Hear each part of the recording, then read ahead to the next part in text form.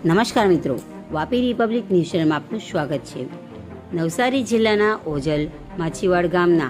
તત્કાલીન સરપંચ શ્રીમતી નીતાબેન રાજેશભાઈ ઉકાભાઈ ટંડેલ, તત્કાલીન ઉપસરપંચ રાજેશભાઈ ઉકાભાઈ ટંડેલ તથા તત્કાલીન તલાટી કમ મંત્રી બિપિનભાઈ સવજીભાઈ ગળથરિયાઓ વિરુદ્ધ સત્તાનો દુરુપયોગનો ગુનો દાખલ કરતી એસીબી